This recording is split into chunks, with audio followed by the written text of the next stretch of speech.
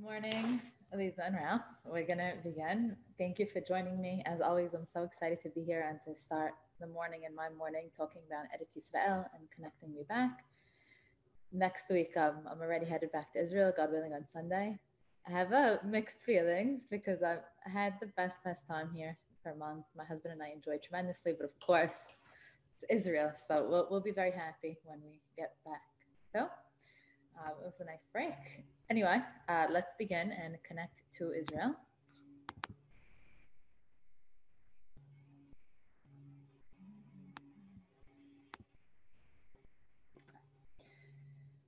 Tahal, Tzava Haganah Israel, the Israeli Defense Force. When we hear about what Tzahal does, when we look at pictures of them, we can't help but be impressed and amazed that this is our Jewish army. There's tons and tons of divisions. You see in the right all the different units. It's unparalleled in intelligence, morality, strength. You see the soldiers here doing operations. And the IDF is an army that's really recognized by everybody all over the world. But how did all of this begin? The IDF wasn't just born. So that's what we are going to talk about today. What was the grassroots of the IDF? How did it become the powerful army that it is today? What was the precursor? What were some formative events towards its creation? And what were some operations that they performed? So that is today's class. And of course, visit a new place to Israel. So when God willing, the borders are opened fully to everyone, you can add this to your list of where you want to visit.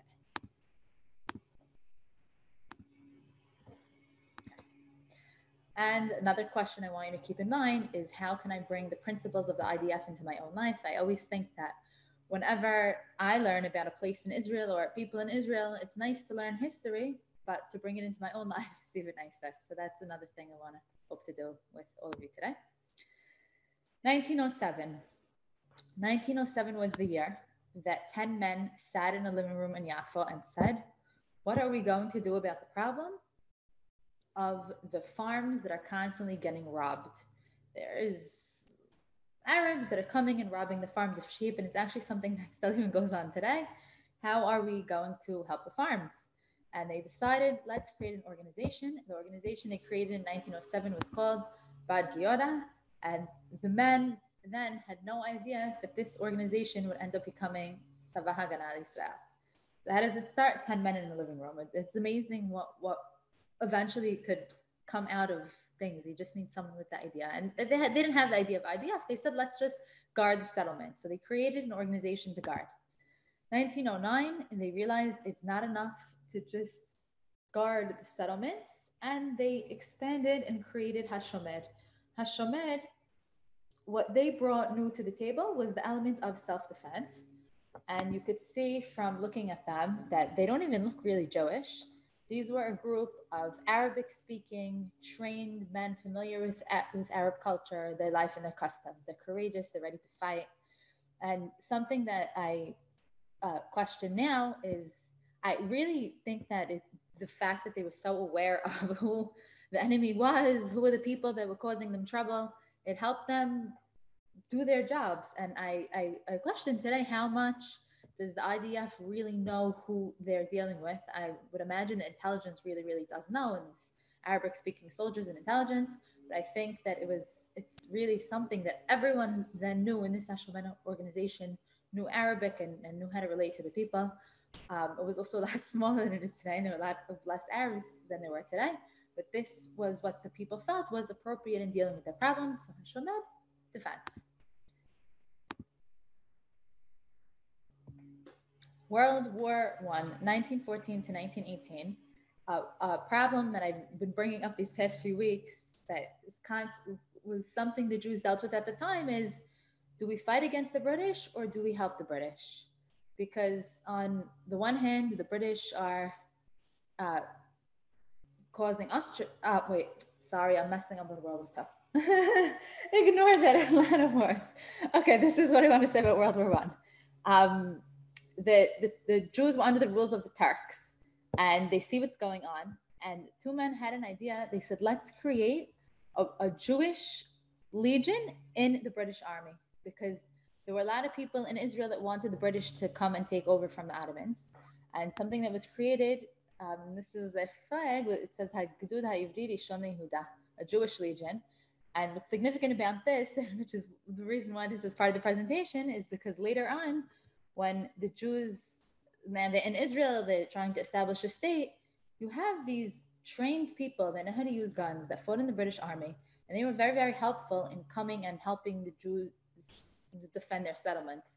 However, even with this, and even with Bar Giora, with Trend and Tashomer, it's still not enough, because what we have, something really good that we've mentioned a lot, the Balfour Declaration, the Jews are going to be given a state, and how did Arabs respond? Very angrily, and they start rioting. And the Jews realize that whatever defense organizations they have, they're too small, they're not enough, it doesn't really take care of the problem. And so they realize a serious form of self-defense is needed, and they create the Haganah in 1920. So this is an important year if we're marking the formation of Tzahal, Haganah. You hear from the word is defense. They're still very, very focused on defense. We want to defend, but in a more serious kind of way. And the Haganah is like a river with many streams flowing towards it. Why? Because there were people from all over, from cities, villages, kibbutzim. They heard what was going on, and they said, let us join and help. Had a very slow start through internal disputes like any organization. And then the country enjoys peace for about 8 years. But then, 1929, the Arabs riot again. And this time, something very, very interesting happened that never happened before. All the settlements that had members of the Haganah in them were able to repel Arab attacks. And whichever ones didn't were massacred. And so the Jews realized that the Haganah is playing a very, very important role. And it's something that is very helpful to them. Now, a very famous massacre occurred in Gidon in 1929. And the Haganah actually beforehand offered the Jews, they said, we want to help defend you. And they said, no, we don't need it. And then there was a massacre. But this is really a turning point, because since the Jews see that the Haganah is helpful, they said, hey, we need to kick this up a notch. When someone would join the Haganah, they would be taken into a dark room. They'd have one hand on a pistol and another hand on their Tanakh, and they would swear their allegiance to defend the state of Israel. And I get so moved when I hear about that the way it's done is one hand on the Tanakh, because it's showing that Am Yisrael, and they weren't religious. I mean, some were, but it wasn't a religious organization. And Am Yisrael always remembered its roots and remembered, what are we fighting for? We're fighting for the country of Israel, we're fighting for the nation, and we're a direct continuation of David HaMelech's army. And I always think this, and I talk about it with my husband sometimes, or just with other soldiers. I'm like, do you guys realize that you're like David HaMelech's army? That you're doing the exact same thing, defending Am Yisrael? Now, this is all... I sometimes when they stop to think about it, they do realize it. And every soldier, when they're sworn in today, also is given a Tanakh as well. However, when they're in the thick of things and doing all these hard exercises, they're not exactly thinking that we're these amazing soldiers. I had a friend once that said, he was in this elite unit. He goes, you know what we spend most of the time in the army doing? We spent most of the time doing dishes. And he goes, you think we're this elite group, we're doing all these school operations? He said, we did dishes. So it's just to keep this high value in mind is something that's difficult. And I think starting out and remembering that they're swearing in and their allegiance from a Tanakh helps them connect to this higher ideal. And of course, for us to always remember that is our basis, the Tanakh. 1936 to 1939, we have more riots. Now, the Arabs don't need a reason to riot. They just do it on their own. However, what's linked to this is Hitler is gaining power, and the Jews in Europe, a lot of them immigrate to Israel, and the population is growing. The Arabs are not happy with that. We don't want more Jews, so they riot. And then a commission, people know about this less. Everyone knows about the UN partition plan, but this came before it. Oftentimes, when a solution needed to be found to the problem of the Jews and the Arabs, they recommended partition. But this one is less famous. So in 1937, there was a commission sent to Israel known as the Peel Commission. And the Peel Commission said, let's divide Israel. That is a great solution to the problem. And the Jews then realized, hey, if the country is going to be divided, then we need to have presence all over the country. And then they went on this fantastic operation called Choma Migdal, a wall and a tower, as you see in both pictures. And what they did was they formed 66 settlements. How? All they did literally is build a tower and a wall, but that wasn't enough to consider it a settlement. And in the middle of nowhere, and members of the Haganah were usually the ones that did it because they're trained in defense, and then they would go and live in the place. And the key in this, and something that the Jews realized, so over 50 towers, is that you need to be living in the places. It's not enough to own land, that the land is ours, you need to live. And this always reminds me of also even in Sefer Yoshua, a lot of times, okay, they conquer the land, but if you don't live there, it doesn't really mean as much. That a lot of people that don't live in Israel, they buy apartments in Israel, which is beautiful and amazing. And I understand that people want a part of the land. I would also, if I didn't live there myself. But really, really, really, the real power is not in owning land or buying an apartment. The power is in living there. And we see here that they go and they settle the land, but then they have to live there, because if you don't live there, people could just come and overtake it. So that's something to always keep in mind. The first step could be to buy an apartment, but the second one should be to living there. And I guess that's the next step, to living there, because that is really, I think, the best thing we could do for the Jewish state is to go and live in it. And Sefer Devarim is full of telling us to live in Israel. So this helps with the borders and security, now that there's Jewish strongholds everywhere. And even driving in Israel, if anyone has ever been to Hebron, there's this road that connects Kiryat Arba and Hebron. Kiryat Arba is all Jewish, and Hebron has Jews and Arabs.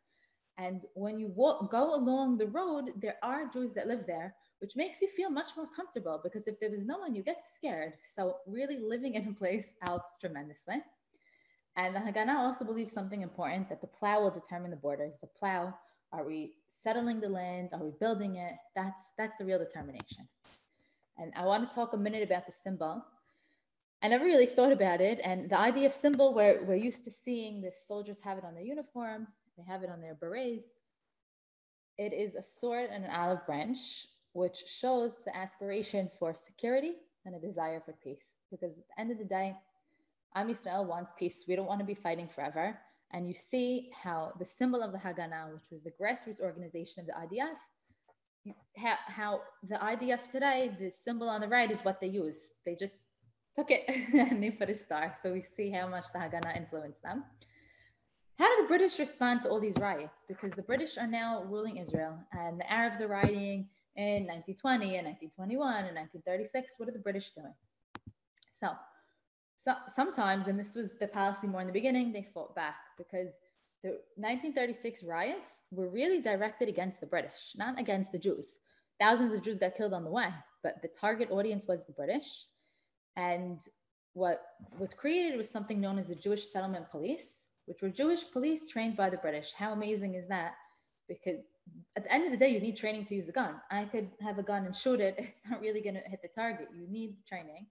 And this brings me to a really, really amazing story and an amazing man that I want to tell you about.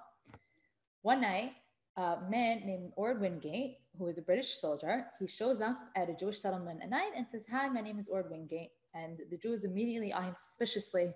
How is he going to help us? What is he going to do? I want to pause for a minute. When I was getting my training to be a tour guide, I was learning Christianity, and I was going to be away at the time that my course was learning it. So I made it up in a different course.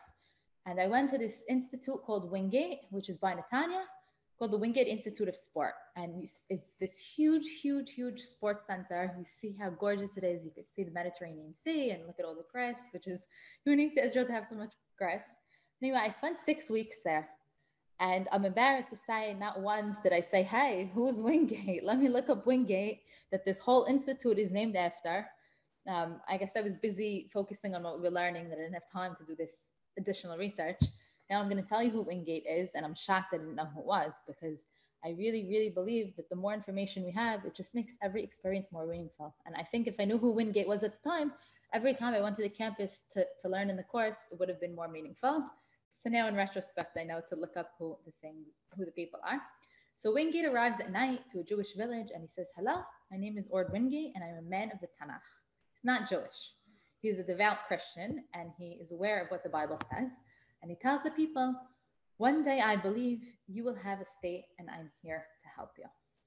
So already this is a great start for the people. And something that Wingate would do when he would be riding around with the Jews and he trained them to be soldiers, and we're going to talk about some of the things he taught them, he would just stop your horses. He'd open the Tanakh and start reading from it, because he said this land is alive, this land connects to the Tanakh, and he's not even Jewish, and this is what he was doing. This was something that was meaningful to him. His official job was he was an intelligence officer in the British Army, and something amazing about him is he didn't sit in his office. He said, I want to see the country. I want to get hands-on experience to see what's going on. And this is what he did. He went and he rode around. He created something called the Plugot Laila, the special night squad. And this is a picture of a pin that people who were in the squad were given. And what the squad did, as you hear in the name, is they would do a lot of operations at night, which was not something usual. And the soldiers who were trained under him, they said, something that Wingate taught us is the night is not your enemy. The night is your friend. It's the best time to do work. And here's a picture. Some of the soldiers are Jewish. Some of the soldiers in the back are British. And they're all being trained by Wingate. Here's the Tanakh that we spoke about that he was so deeply connected to. Now, one of the person in Tanakh that Wingate was most inspired by was Gidon. Gidon is in Sefer Shoftim. And I want to take a few minutes to just talk about a battle that happened there, because when Wingate was leading his special night squad, he had a battle against the Arabs, which really, really mimicked this, because he knew Tanakh. He said, hey, that's a great idea. Let's do the same thing. So to remind us, Gidon in Sefer Shoftim, he's going and he's fighting Midian. And he says, okay, here's the plan. I want you guys to take these kadim, vessels, and inside you're going to have these torches. And you're going to bring shofara. And then when we get to the camp, you're going to break the vessels. And then you're going to have your torch and you're going to blow your shofar. And all of a sudden, we're going to scare them and make a ton of noise. Now, the advantage of keeping the torch in the vessel is that no one could see it. And then you have the element of surprise, the going at night. No one knows this whole army is approaching because they can't see them. An amazing, amazing thing that you can see when you come to Israel. There's this plant called the Palat, which is actually mentioned in Bamim Adikin that people read Friday night, that one of the special properties of it is when you light this plant, I should have put a picture, it stays lit for a very, very long time and it doesn't create this whole fire. So one of the suggestions was, it's possible that all these soldiers had this plant, which was slightly lit in their vessel, because it's not so practical with the big torch. And then when they actually got to the camp, if they blow on it or do something to make the flame bigger, all of a sudden they have a torch. And the people were able to take advantage of what they had then. Now, the Tanakh doesn't describe exactly how they made it, but it makes a lot of sense that this was what they used. So Gidon says, this is our battle plan. We're going to scare them. And another line I want to point out, watch me and follow. So Wingate one night, he says, okay, we're going to have an operation against an Arab village. And we're going to do the operations of Gidon. This is how he said it. Look at how connected he was. And he says, we're going to go out to the village in the dark. And in addition to everyone's regular weapon, you're going to receive a flare gun. This will be your Gidon torch. And he surprised the people. Without a single shot, he overtook the village with only 30 people. And one of the special things about Gidon's story is he also had a very, very small group to overtake Midian. And now we have something parallel. Other operations that Wingate did, he said, we know that the Arabs keep striking the oil pipe. Why are we waiting for them to create damage first? Let's strike first. And so he did. Another time he gets with the soldiers to a well of water. And he tells the officers that are high up, we'll drink last, let them drink first. And he had a tremendous amount of care for his people. And these are things that he taught his squad. And it was a small squad operated for less than a year. But a lot of his principles are things that the IDF later took. And this line I really love. He would tell the soldiers in Hebrew, "Atem hachayalim harishonim shel tzava Yehudit." He didn't know Hebrew, but he memorized this line. And think of what sense of purpose and meaning he gave them, a man who is not even Jewish. So now we can understand why the whole institute would be named after him. His name is really a popular one. And Wingate went so far as to even wanting the Jews to have their own army. But the British did not approve of the Jews having their own army, and they thought he went too far, and then they ended up sending him out of Israel to do other operations, and he was killed in battle, died when he was 41 years old. One of the things you can see in Israel, a lot of this information came from, there's a museum in Tel Aviv called the Haganah Museum, where you can see all of this, and the reason I'm bringing up now, is because a lot of his items that Wingate used, you can see in the museum. We're going to see it in the next slide. But just to summarize what the soldiers said, this is what Wingate taught us. The knight is not the enemy. He taught them guerrilla warfare, how to not fight in the traditional ranks, how to be musar, use of intelligence, and the commander leads every operation after me. So these are things that he taught him. Operated for less than a year, had a big influence on Sahel. And here are some things you could see at the museum: his cap, his briefcase, and his personal pistol. So that is the story of Wingate.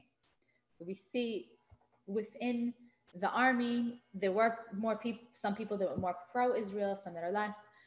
And I also like it as an example because a lot of times we have a tendency to generalize all the religious people, all the this, all the Arabs, all that. And not everyone is the same. It pays to get to know individuals. And here's an example of an outstanding individual that really helps. Going back to the development of Israel and of the IDF, we have the white paper in 1939. British say, that's it, we're limiting immigration. You can't all just massively come in. And this was really a problem because we have the Holocaust going on and Jews need to be safe in Israel more than ever. How did the Jews respond to this? So one of the things that they did, and this is pretty famous because of a movie that came out, which is confusing to watch the movie because the facts are not correct, but the idea behind it is the Jews had something in Hebrew known as habricha, where they would, the Haganah would take ships, organize, they would renovate the ships, pave the ships, and it had mostly Holocaust survivors, and they would bring them to Israel. Now the white paper is going on. The British are not letting them in. But this is something that the Haganah said we need to try anyway. And in Hebrew, this concept is known as the Ma'apilim. Now, being familiar with Tanakh, this name has a huge significance because, next slide, I'm going to talk about it. The Palat, so in total, we have 66 ships and over 120,000 Jews. There's not 120,000 Jews that made it in. We're going to see what happened to a lot of them that tried to go in. But this was one of the efforts of the Haganah. Not only are they sitting and defending and fighting the British in the land, they said, we need to be concerned with our Jewish brothers all over the world. We need to do something. If the Jews are stuck in Europe, we need to help them get here. And this was another thing that the Haganah did, which was really very significant. So now I want to focus on the name. In Sefer Bemidbar, the Jewish people, they send them meraglim, and the spies come back with a story that about the land, giants, we can't conquer them, and God punishes the Jewish people and says 40 years in the desert. And then the Jewish people cry. Then there's a small group of them that said, you know what, we're going to go into Israel anyway. Now they're missing the whole point. The whole point is God wants them to listen to them. If God is saying now, you're not going into Israel, you're staying here, that's God's desire. His desire is not, okay, show me that how, anyway, do one over on me. So this group of people that say, we're going to go anyway, even though God said that we have to stay in the desert. If you look at the pasuk over here, it says, Vayapilu la'alot el rosh hahar. And Vayapilu and Ma'apilim is the same shoresh, it's the same root. And if you think about it, it's the same idea. The Jews then in the Torah weren't allowed to go into Israel. They said, we're going anyway. And the Jews now, modern day, are not allowed to go to Israel because the British aren't letting them, and they're saying we're going anyway. So I think it's cute how the names are connected. The reason why many people have heard of this movement is because of a famous ship called the Exodus, which set off from France in 1947 to Israel. There were about 4,500 people on the ship, most of them Holocaust survivors, and they get to the ports of Haifa, and they are turned back. They are not allowed to come in. They're sent back to France, and from France, they're dispersed into different camps in Germany. Now, this ship and the story of it received very, very wide media coverage. And this ultimately helped the story of the Jewish people because the world is watching and seeing what's going on and feeling bad for the Jews and wanting to help. And the ship really had very little chances of coming in because there were British planes and boats which followed them the whole way and said, we're not letting you in. In the movie, The Exodus, they eventually do come into Israel. And I think I saw the movie before I learned the facts. So then you had, oh, they made it to Israel. They all got in, but they didn't. They were sent away, sent back. And this is one of the more famous stories. Sent back to France where they came. Now, what about Jews that did make it in? What happened to them? Some of them got lucky and were able to go into the Jewish neighborhoods and towns already established, but a lot of them were unlucky They were put into camps. Now they think about this. They just finished the Holocaust, not all of them, but many of them. And now they're going into a camp again with barbed wire. One of the places they were imprisoned was known as Atlit. Another one was Cyprus. The luckier ones were in Atlit, because at least Atlit is in Israel, and you're on the land of Israel, breathing in the land of Israel. But some of them were sent to Cyprus. Now, some of the things that went on in the Cyprus camp, they had classrooms, they had a medical clinic, they had professional training, because the Jews in Israel worried about them and tried to help them. And always nice to hear about babies. There were 2,000 babies born in the camp. And when the Jews had their own state, in 1948, all these camps had dispersed and everyone could come and be in Israel. But this was something in the meantime. And I don't even like thinking of the frustration that these people must have had. They finally to make it to Israel only to be sent out. It's really heartbreaking to think, but this was something that was part of our history. Now we have tension building up. Against who? Against the British, because the Jews don't like, hey, he's supposed to be helping us. The Arabs are the ones that are killing us. We just went through the Holocaust, help us make a state, the Balfour Declaration. And then the Jews have something known as the Jewish Resistance Movement. Haganah was one of the organizations that participated in it. There were a few other ones. So the Haganah we mentioned earlier, the name is defense. Now, there were a lot of Jews that said, defense? What about offense? Even though they did have some offensive operations, it was not enough. So then there was another organization for them, and then called the Etzel. And then the Etzel is doing offensive operations, but not so much against the British. And then another group says, what do you mean? We need to go full on. And then the Lehi is created. So that's something good or bad, that instead of everyone uniting together, we have three different factions. However, there were times where all the Jews said, you know what, let's put our differences aside, let's all fight. That was the Jewish Resistance Movement. The British don't know what to do with the Jewish problem. And we already did have a suggestion, let's divide it. But they said, okay, let's reinvestigate it. And then we have a special committee called UNESCO sent to Israel. What should we do? And they look at Israel and they decide, let's divide the Jewish land. Now, as we learned a few minutes earlier, this was already decided in 1937, but now it's decided even more. And this is something more people are familiar with. Then on November 29th, 1947 is the famous vote. And there is a majority of countries that want to declare Israel a state. So Israel's declared a state. And then the day after, November 30th, the War of Independence breaks out. And the Jews are fighting the Arabs. Now, a lot of people, and I mentioned this in the past, and I'm going to repeat it, know the official date of the War of Independence is right after the British leave, right after Ben Gurion declares the state. The difference between now and then is now it's local Arabs that were fighting, non-stop fighting. After the state was officially declared, 5 Arab countries invade. So then the war got even bigger. Fighting, May 14th, 1948, the state of Israel is declared. And 2 weeks later, we have the official establishment of Tzahal. I mentioned that we had the Haganah, which we followed their development today. And then we also had the Etzel and the Lehi, other organizations that had a little bit of a different view of how to deal with the British and how to deal with the Arabs. And Ben Gurion says, enough with all these different factions. We need everybody to unite together. And he created Tzahal. Now, a majority of Tzahal was the Haganah. And a lot of Tzahal's principles and morality, and we mentioned Wingate and the things that he taught them, came from the Haganah. So we are indebted to the Haganah and what they did. And let's remind ourselves how this will start. It's unbelievable. 10 men in the living room.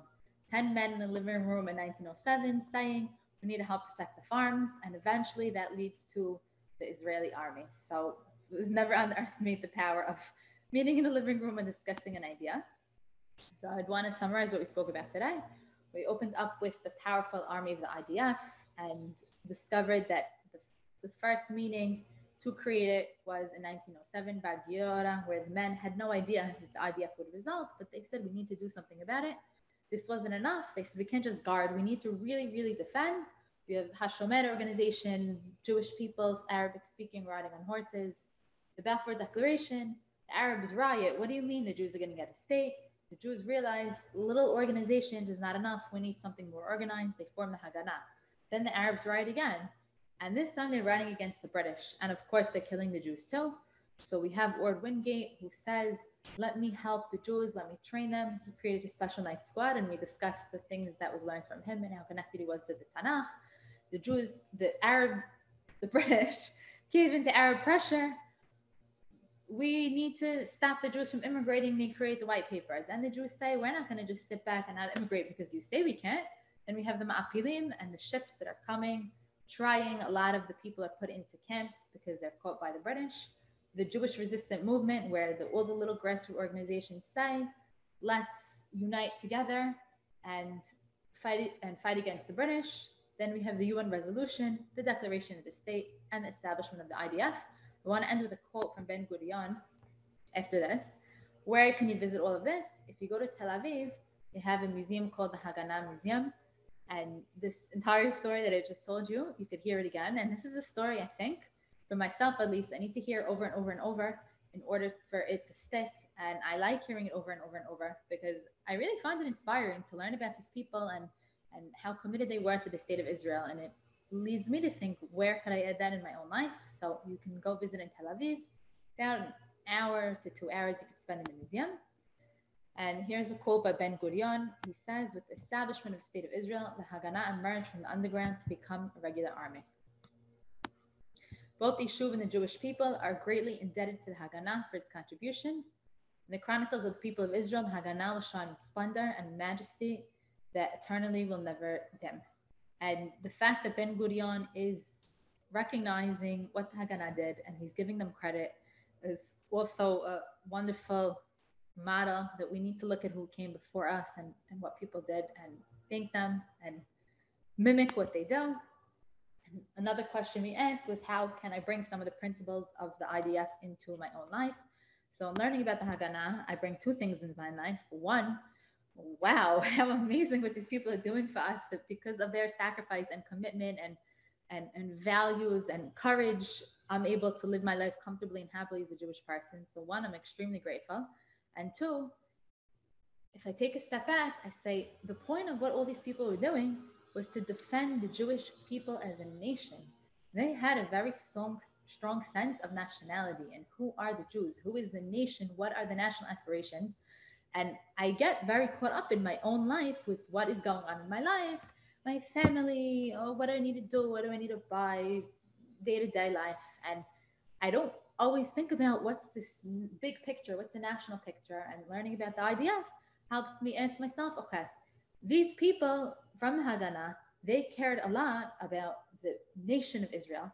How do I care about the nation of Israel? How am I living more than just for my local life and my family, my community? What am I doing for the nation?